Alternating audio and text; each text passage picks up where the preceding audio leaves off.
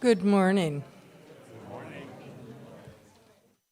Whether you are here in the sanctuary or watching from home, you are welcome here in the Unitarian Universalist Church of the Desert, and someday I'm going to learn how to say that.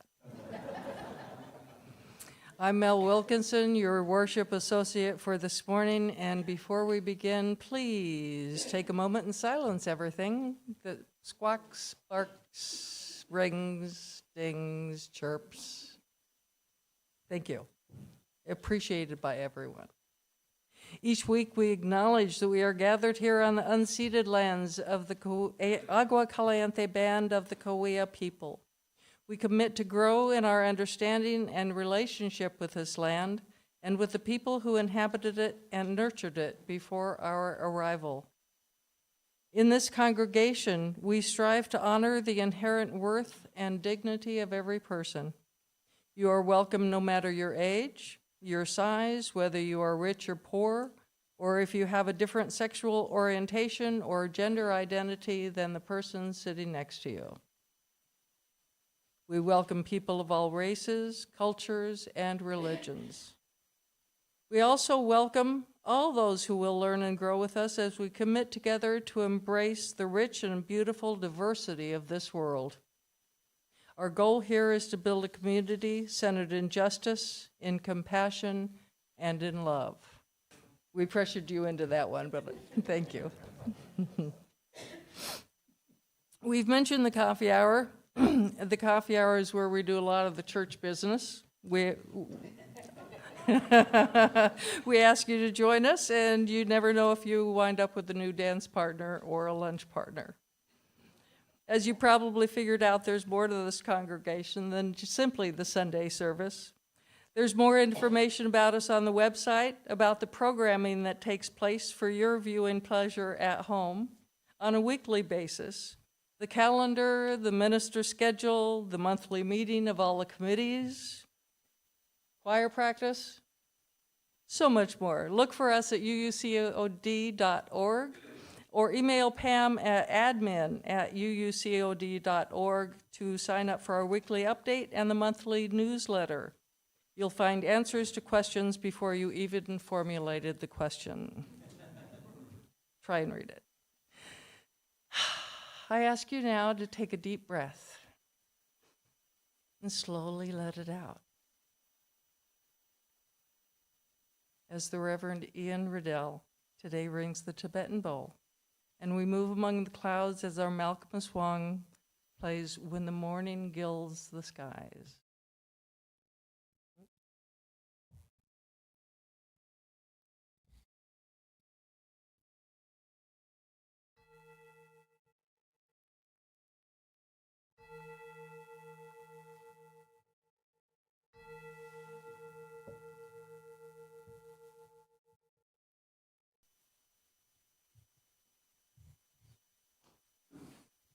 Good morning again and welcome. I am the Reverend Ian Riddell, and I have the honor and joy and delight of serving this congregation as its minister. However you found us, however many times you've been with us in person or online, welcome. We are a congregation grounded in our commitment to love. I'm going to say that again. We are a congregation grounded in our commitment to love in the face of the world, and an evolving tradition that celebrates the richness and beauty of individual lives and commits to working together to weave a tapestry made stronger and more vibrant by our collaboration and by the sharing of our lives and our visions for a thriving, loving, and just future for all and for all life. We begin today with the words of Bengali poet and philosopher Rabindranath Tagore. The same stream of life that runs through my veins, night and day runs through the world and dances in rhythmic measures. It is the same life that shoots in joy through the dust of the earth and numberless blades of grass, and breaks into tumultuous waves of leaves and flowers. It is the same life that is rocked in the ocean cradle of birth and death, in ebb and flow, and I feel my limbs are made glorious by the touch of this world of life, and my pride is from the life throb of ages dancing in my blood this moment. With this dancing in our beings, friends, let us worship together today. We respond in so many ways to the beauty and thriving life of the world. We respond with awe. We respond with dancing. Sometimes we respond with quiet reflection, and sometimes we respond by singing because it's the only thing we can do. Friends, will you rise in body or in spirit as we sing together for the beauty of the earth?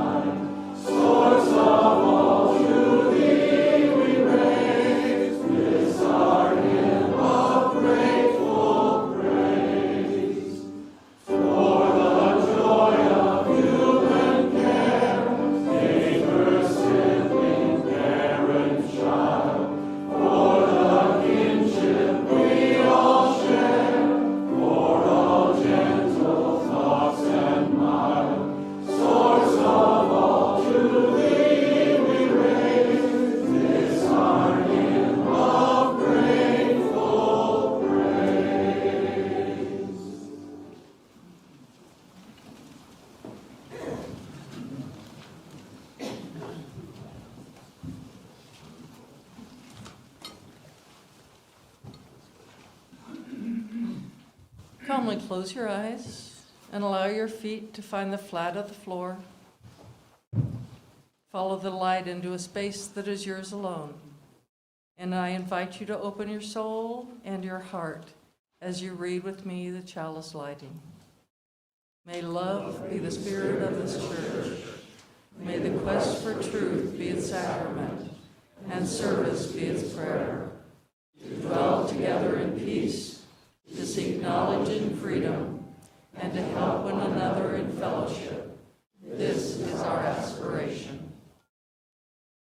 I invite Velma to come and light our biopot candles.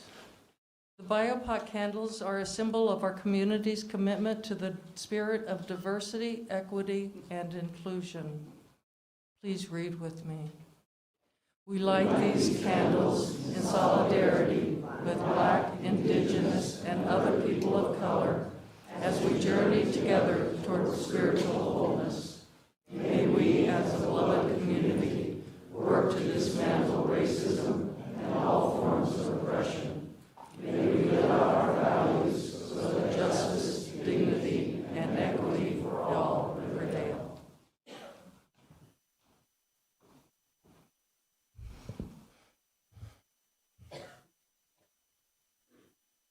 This is from the service berry, Abundance and Reciprocity in the Natural World by Robin Wall Kimmerer. In the Anishinaabe worldview, it is not just fruits that are understood as gifts, rather all of the sustenance that the land provides, from fish to firewood. Everything that makes our lives possible, the splints for baskets, roots for medicines, The trees whose bodies make our homes and the pages of our books is provided by the lives of more than human beings. This is always true, whether it's harvested directly from the forest or whether it's mediated by commerce and harvested from the shelves of a store. It all comes from the earth. When we speak of these things not as gifts or natural resources or commodities, but as gifts, our whole relationship to the natural world changes. In a traditional Anishinaabe economy, the land is the source of all goods and services, which are distributed in a kind of gift exchange. One life is given in support of another. The focus is on supporting the good of the people, not only an individual. Receiving a gift from the land is coupled to attached responsibilities of sharing, respect, reciprocity, gratitude, of which you will be reminded. This kind of gratitude is not so much more than polity thank you, not an automatic ritual of manners, but a recognition of indebtedness that can stop you in your tracks. It brings you the realization that your life is nurtured from the body of Mother Earth. With my fingers sticky in berry juice, I'm reminded that life is contingent upon the lives of others, without whom I simply would not exist. Water is life, food is life, soil is life, and they become our lives through the paired miracles of photosynthesis and respiration. All that we need flows through the land. It is not an empty metaphor that we call her Mother Earth.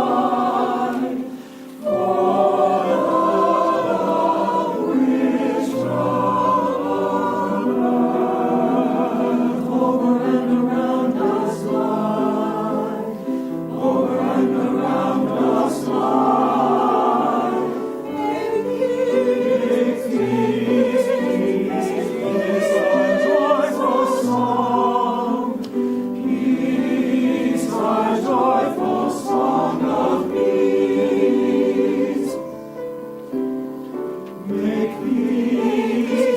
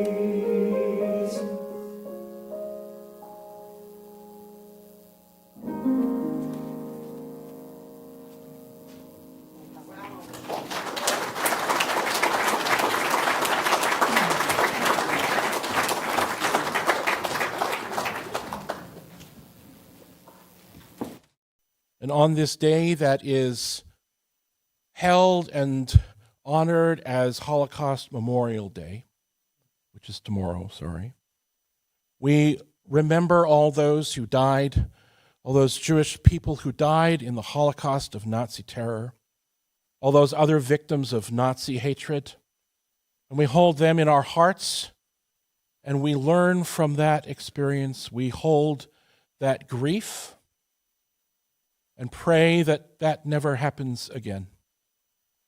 That hatred and violence, that ignorance and intolerance never sweep over us again. We hold in our hearts today all the victims of intolerance, all the victims of hatred, all the victims of violence, all the victims of greed and cruelty. We hold them in our hearts next to our own hearts as we pause in quiet this day, resting in the love that we know holds us all, the love that will spur us forward into building a world that we can all call just. We pause in the quiet of that love now.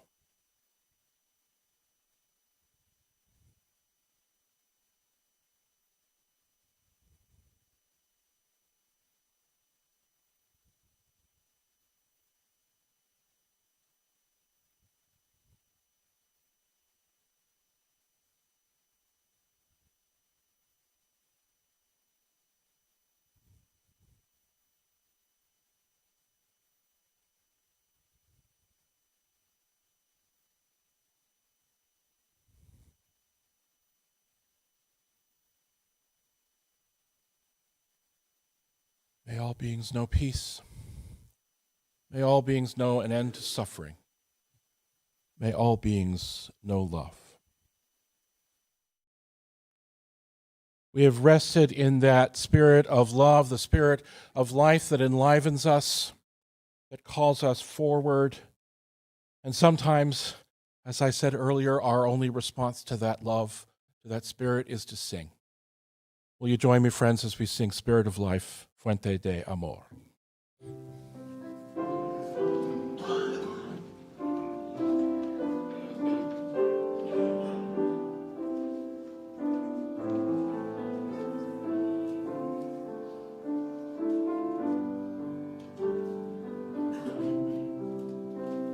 Spirit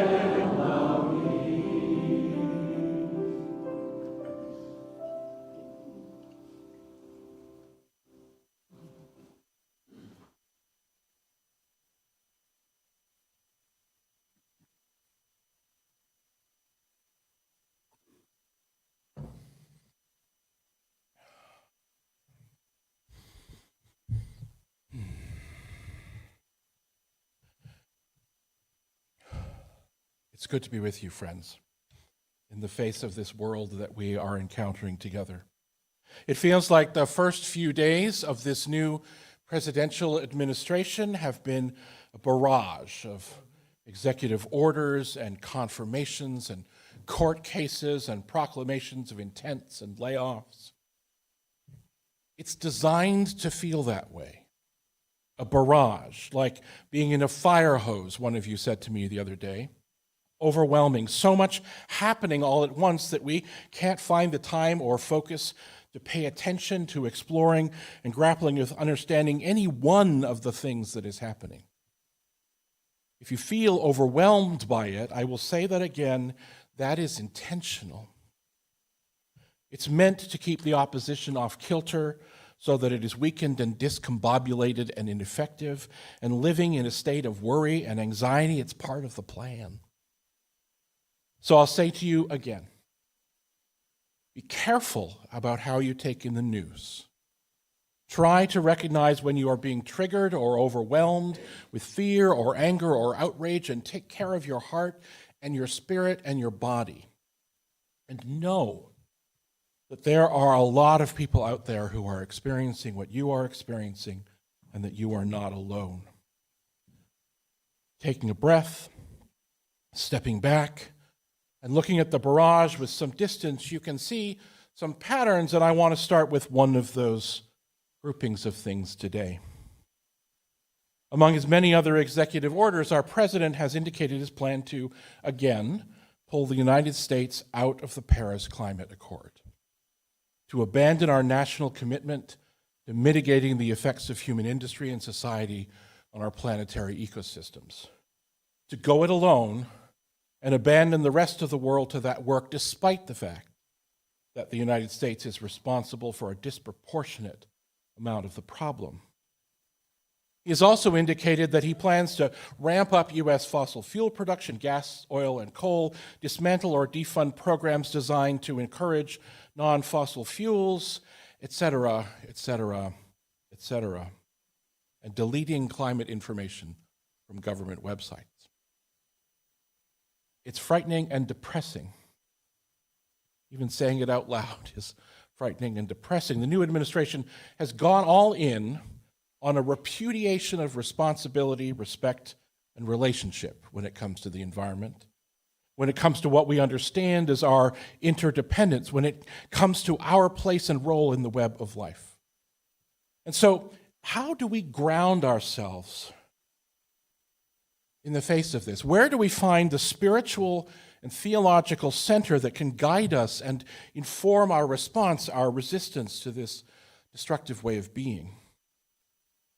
Now, interdependence, of course, is a central value of our Unitarian Universalist tradition and our understanding of our place in the world, and it has been for a very long time. We understand ourselves to be interdependent with other humans and with other animals and life, and with the vast cycles of life and climate and the cosmos. We have grown in this understanding over the past decades as we have listened to and learned from the voices and experiences and worldviews of indigenous people and of scientists who have both explained to us the depth of our relationship with the world we inhabit. Now, this attention to the natural world and our part in it is not a new thing, though, and can be traced back at least as far as the thinking and writing of our religious forebear, Ralph Waldo Emerson. Emerson's first notable public writing was his long essay called Nature. And in this essay, he expresses his conviction that human beings have forgotten that nature is there for us, that we are distracted by our society and our daily busyness, and we neglect the beauty that is around us, and that we are called to separate ourselves from the distractions of the day and find ways to encounter nature alone in solitude for our own spiritual uplift and benefit. It's not enough, though, he says, to ponder indoors. In the language of his day, if a man would be alone, let him look at the stars. The rays that come from those heavenly worlds will separate between him and vulgar things. He goes on and says, the lover of nature is he whose inward and outward senses are still truly adjusted to each other, who has retained of the spirit of his infancy even into the era of manhood. His intercourse with heaven and earth becomes part of his daily food. In the presence of nature, a wild delight runs through the man in spite of real sorrows. Nature is there for us to have commerce with, to have language with, to have exchange of beauty with. To Emerson, nature is a manifestation of the divine, and we should be in better relationship to it for our own spiritual health and development. Our encounter with and contemplation of the beauty that nature provides is balm for the spirit and facilitates the growth and depth of our soul.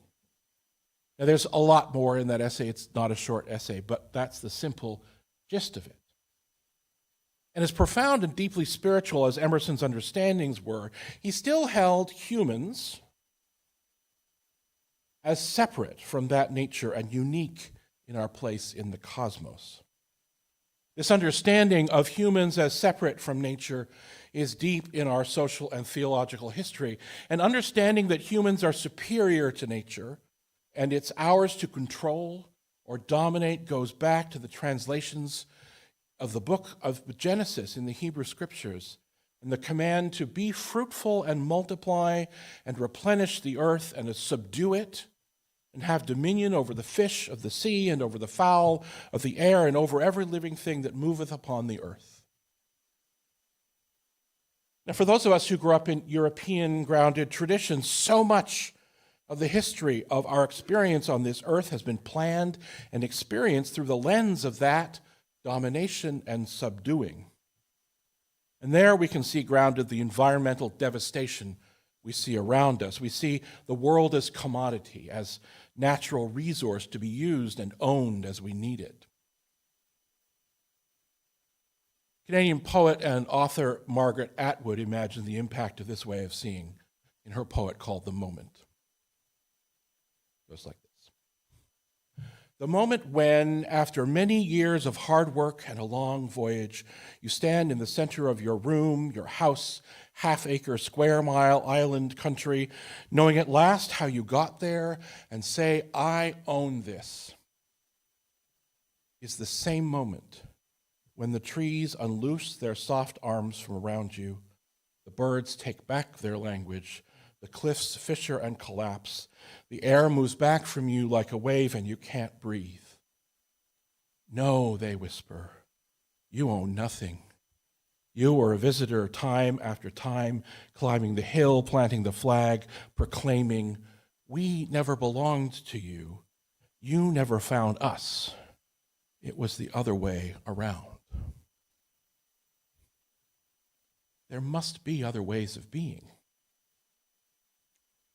When I was a child and a teenager, one of my favorite times of the year was when the tomato plants in our garden, after weeks of waiting and watching small green tomatoes become larger green tomatoes very slowly, and after all that time, finally ripened into glorious red, and we had fresh tomatoes to eat. Have you ever eaten a tomato off the vine? A vine that was still connected to the earth, I mean. And it was never just a few. The tomatoes didn't ripen in an orderly, systematic way, one plant after the other. Oh, no. One day, inedible. The next day, an explosion of ripe, juicy redness. And all at once, it seemed like we had more tomatoes than we knew what to do with. On burgers, salads, sliced with a little salt and sugar was the way my grandfather loved them. My mother would make gallons of tomato sauce for the freezer, or tomato relish to spice things up in the cold winter. Or, I could always be counted on to at least one tomato each summer, each day probably, standing in the garden in the sun, plucked right off the vine and bitten into like an apple. We had many summer dinners that seemed like they were just a ton of sliced tomatoes, lots and lots of corn on the cob, fresh from the corner stand in the market, the farmer who always had the best corn and the longest lines, And maybe a hamburger or a hot dog as a second thought for a little protein, but the purpose of the meal was tomatoes and corn. We were blessed with abundance. But that abundance didn't come without work. So I grew up in a part of Canada dominated by what is called the Canadian Shield. The Shield covers a huge part of Canada and some of the United States, actually, and is mostly almost igneous and metamorphic rock that have been exposed by glaciation. Lots and lots and lots of rock under a relatively thin layer of soil. What that meant in our little vegetable garden was lots of rocks in the dirt. And every year, more rocks, as they seem to rise and replicate themselves over the winter. So we spent hours each spring, my brother and I, digging rocks out of the vegetable garden every year after year so that the plants would have richer and deeper soil to grow in. Our work of digging those rocks gave opportunity for the plants to grow, which meant they could give us sustenance and deliciousness. This reciprocal relationship is one that animates the thinking and experience of Robin Wall Kimmerer, who is an indigenous environmental biologist and writer. Many of you have read her book, Braiding Sweetgrass. She recently published a small but powerful book called The Serviceberry, Abundance and Reciprocity in the Natural World, which Mel read a little bit for you earlier. Kimmerer begins her reflection and with encountering an abundance of serviceberries, that sticky juice all over her hands, as Mel mentioned. Her encounter with serviceberries, both in the land she encountered, but with her neighbors and friends, and her realization that she had done nothing to deserve that abundance. She said, "There is no mathematics of worthiness that reckons I deserve them in any way." And as she goes on to reflect more deeply about the serviceberries, to use that encounter, that stickiness, the relationship she has built with friends around serviceberries, to make her think deeper about ecology, about economy. And everything, she writes, everything that makes our life possible is provided by the lives of more than human beings. And when we speak of these things, she says, not as things or natural resources, as commodities, but as gifts. Gifts, our whole relationship to the natural world changes. She invites us to recognize deeply our interdependence and not live with and move through the world with a presumption of ownership or deservedness. She writes that many indigenous cultures inherit a culture of gratitude, an understanding that life ways are organized around recognition and responsibility for earthly gifts, both ceremonial and pragmatic. She invites us to encounter and develop the practice of recognizing enoughness. The culture we are part of is a culture of greed and acquisition and more and fancier and nicer, and you don't need that car anymore. You've got to get a new one and buy more clothes and more and more. And she invites us to recognize enoughness as a radical act in an economy that is always urging us to consume more. And to think of these things that we encounter, that we receive, as gifts freely given. And this thinking, she writes, helps reduce our sense of scarcity and want and lessens our tendency towards that hyperconsumption.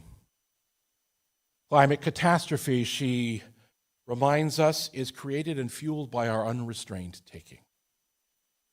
We must ground our lives and ourselves, our relationships, our economy in gratitude and reciprocity. And she knows, she acknowledges that doing this in the face of massive economic forces, grounded in taking and resource use, built around the idea of scarcity, is very difficult to do as individual people.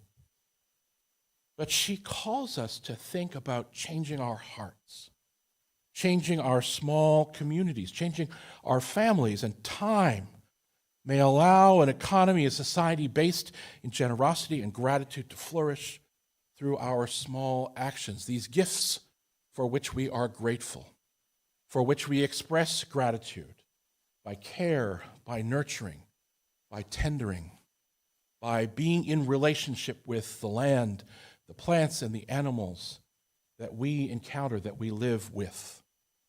This is what we hope to do here in this place, in our small but beautiful way with our sacred grounds, to remember that this is not just our land, but is a place that people and creatures and plants and stones and sand and wind and rain call home, and that we are called to tend it in relationship. The grounding of our understanding and experience with our kin in the non-human world is a powerful invitation for us in the years to come as we encounter and face greed and destruction, cruelty, an invitation for us to center our understanding of our interdependence in respect, in responsibility, and in relationship, to ground our resistance and our rebuilding in the deep knowledge of our connection with the vast cosmos around us and the gifts of sweet joy in our backyards. For the sake of all of our thriving, may we help to make it so.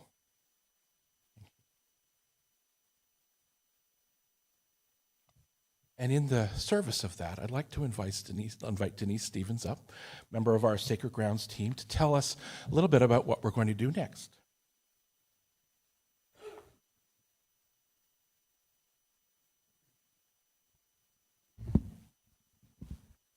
Good morning, friends. I want to start by saying that Mel and Reverend Ian and myself are thinking as one, because I too am going to mention Robin Wall Kimmerer in my comments to you. She talks about Mother Earth giving us many, many gifts, and taught her children that as they consume the gifts, they needed to replace them, because they were in a relationship of reciprocity. And so that implied to her children and to others that you care for them the way you care for a loved one. And so with that in mind, the Sacred Grounds Committee is giving you the gift of seeds. And the committee will be passing those around in a basket. We'd like you to take 2 packets, one to use this morning here in the gardens before you leave, and one to take home so that you can start your own pollinator garden, we hope. And you will get more directions about that from Rod once coffee hour is over. These seeds were chosen because we believe that at one time they existed here on this property, and we want to replace them as a gift of relationship. We're replacing what was here so that now we can enjoy them again and honor that interdependence of all things. So thank you.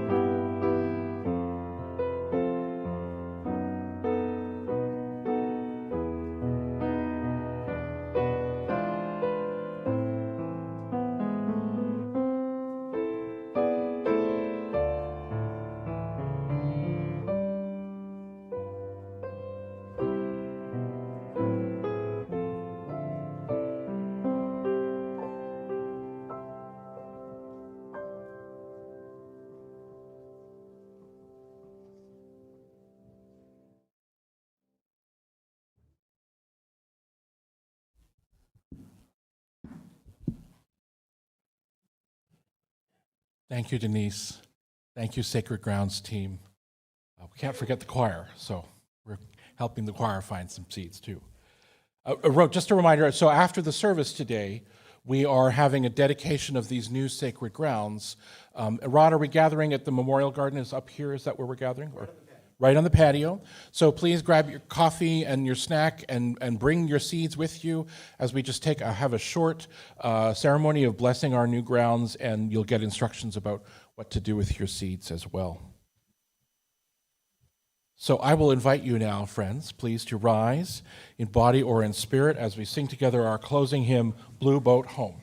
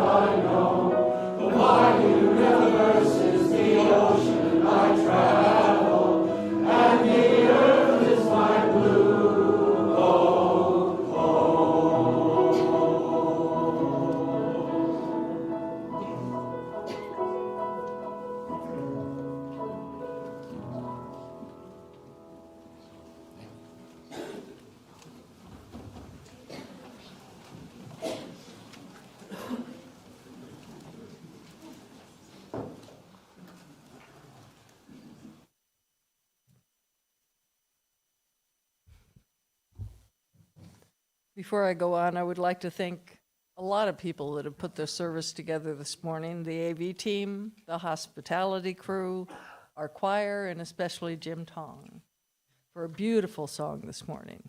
Thank you. We have a few announcements today. I'd like to begin by inviting Julie Bella.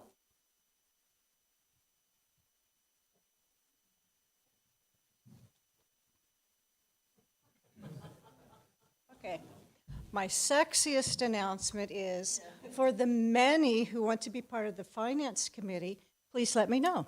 Ha, ha, ha. So, because of the many, and you know who you are, thank you, we have a budget for the fiscal year next year, midsummer to the next midsummer. And because we have a budget, we now need to fund it. And guess what? You guys are it. It's the pledge. Our pledge month starts next weekend, and it starts on Saturday at 2 o'clock with bingo, free. And the luckiest person in the room will be able to have this for about a year. And I personally would like one, not to win it, but just to have one. Then on next Sunday after service, we have the soup potluck. There are lasagna soup, Tuscany vegetarian bean soup, spicy tomato soup, a corn ham chowder, the vegan corn potato chowder, an English clam chowder, borscht. If you haven't heard the one you like yet, I've just forgotten it. So it's there. Bring a container if you'd like to enjoy some of the soup afterwards. And Zoomland, we're counting on you too. My vision is that we are so diligent that we bring in our filled out forms next weekend, and then the work's over and we'll have the celebration the next weekend. All right? See you all next weekend.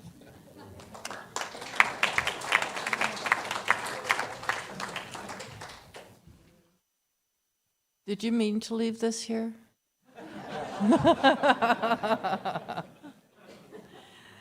And Jane Betstover has an announcement for us.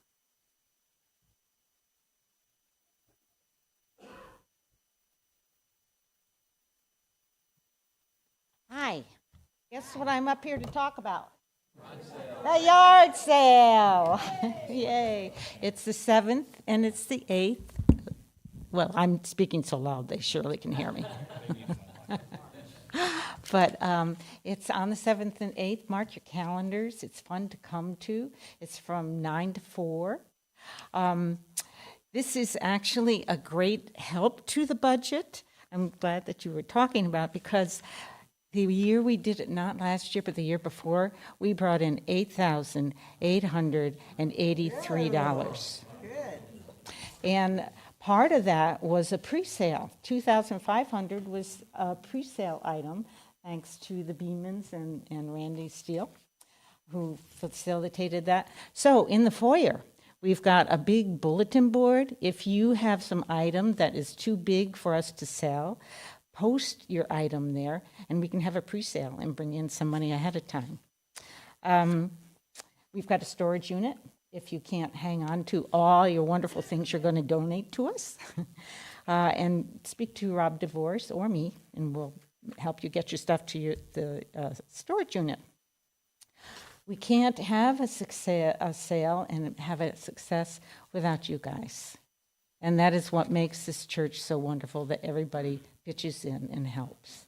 And to that point, I have put clipboards on the round table, and I've had to squish them in a little bit this time, but they're sign-up sheets for the various positions that we have. We need pricers, we need people to bring out tables and set them up. We need people to take the tables down and bring them in. We need cashiers, whatever seems to fit. Please help. I thank you. Collectively, we will make this a success. And this is March. What month did I say? You just said the 7th. Oh, well, it is March. Thank you for that. Thank you.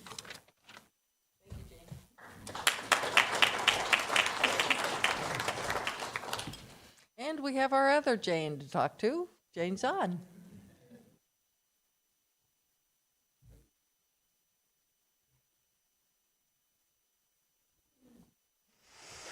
Hi.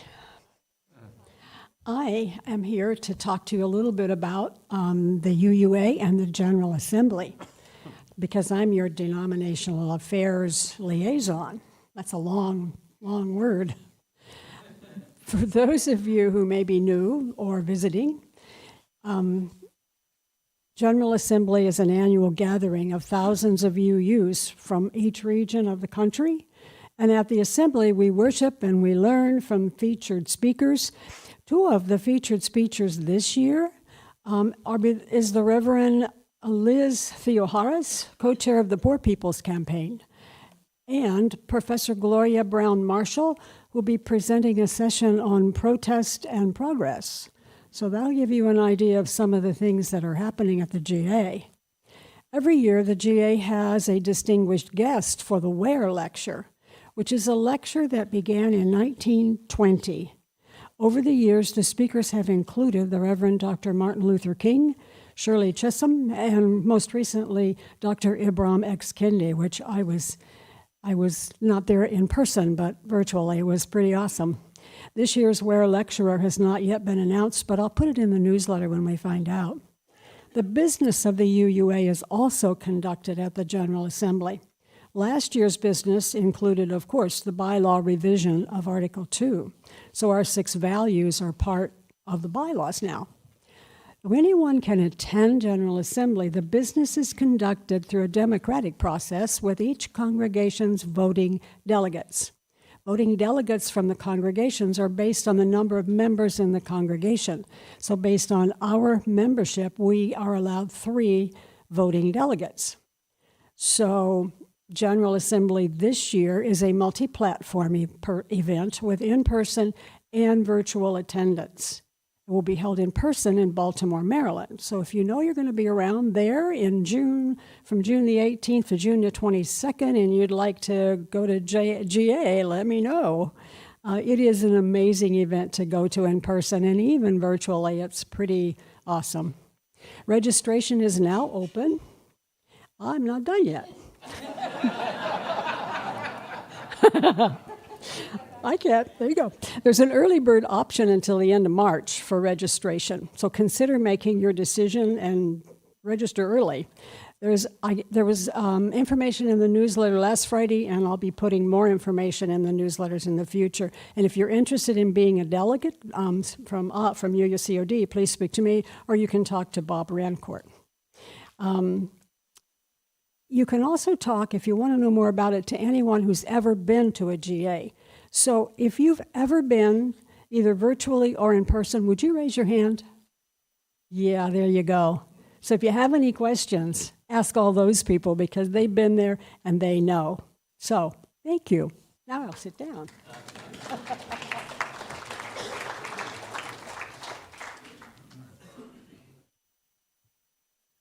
Thank you, Jane. We have mentioned bingo. The Social Justice Committee would like to remind you that food on the 1st is next Sunday. Please refer to the insert. Let's see. Joni Paddock has an announcement about the blessings of the animals. She says to mark your calendar on Sunday, February 16th, as we hold our first ever blessing of the annuals at UUCOD. The service will be on the patio. Bring your pets controlled, cats in a lit box, or pictures. That's good. Please bear with us. It's the first outside service for our talented AV team, and we'll be streaming on home. I have an announcement also from Pam in our office that says, please ask people to double check the dates on their checks and to be sure the information written on their checks is legible. She says thank you, and the bank says thank you. Cheryl Eaton would like to remind you that we need cookers for the cooker. We need one more soup person. We need cleanup people and help in that. That's a kickoff next Sunday. And I think that's everything I have for announcements. Yay!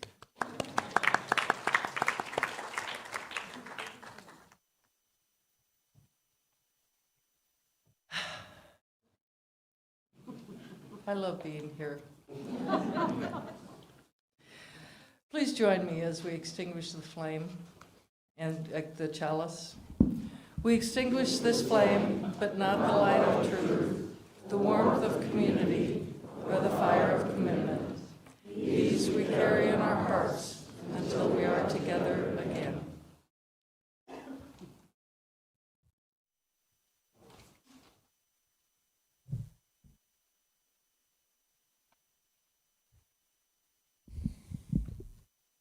Robin Wall Kimmerer wrote these words: I cherish the notion of the gift economy, that we might back away from the grinding system, which reduces everything to a commodity and leaves most of us bereft of what we really want, a sense of belonging and relationship and purpose and beauty, which can never be commodified. I want to be part of a system in which wealth means having enough to share, and where the gratification of meeting your family needs is not poisoned by destroying that possibility for someone else. I want to live in a society where the currency of exchange is gratitude and the infinitely renewable resource of kindness, which multiplies every time it is shared. Friends, with gratitude, that gratitude and kindness in our hearts, go in peace, beloved ones, to love and serve the world.